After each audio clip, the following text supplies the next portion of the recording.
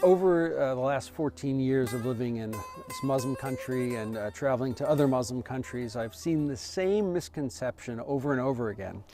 And the misconception first comes from their idea of the Crusades. They believe that Christian men are generally associated with the West, and this would be for women as well. So if you're from the West, you are a Christian. And they have thought of Christian men as these crusading warriors that have come and invaded their lands and done unspeakable things to their women and fought with the sword, with crosses on their shields.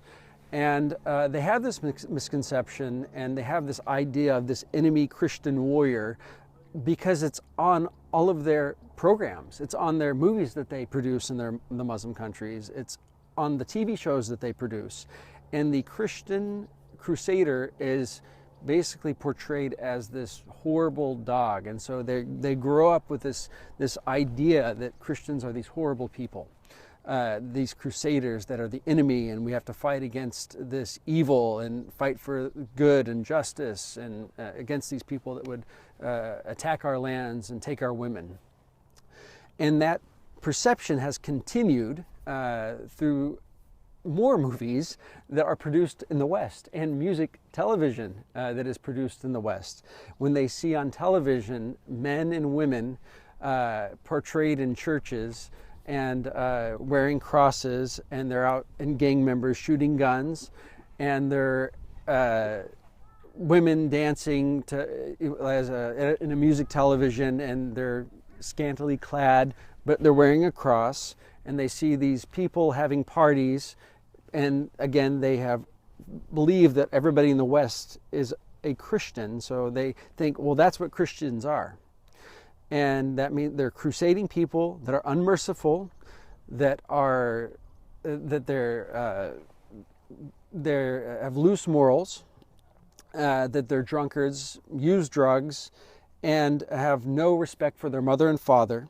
And in fact, they even believe that mothers and fathers of Christian children are even to the point where they would say they're like pimps. So they would say, well, they just let their daughters go out with any man without supervision.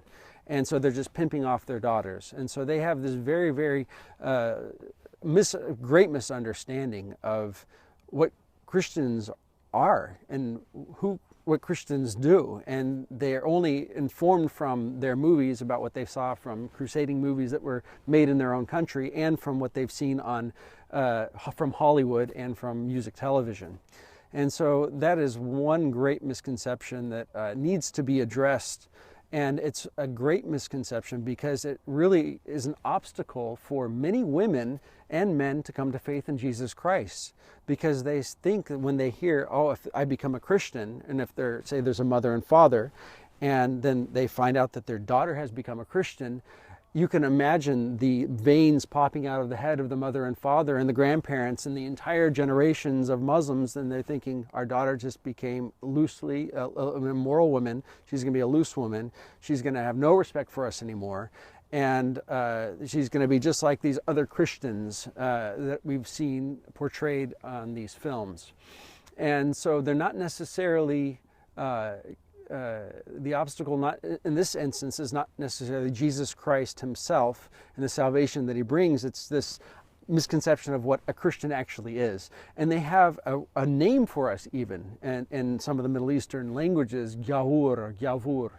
And that has a very negative connotation for us, and that has to do with people that are from the West. So it would be important for folks like us to be able to explain to a Muslim, look, this is what a true Christian is. It's one that follows Jesus Christ, that is his disciple, and open up the scriptures and show what a disciple of Jesus Christ would look like and how he should walk, and she should walk like Jesus did. And that is something that we really need to address.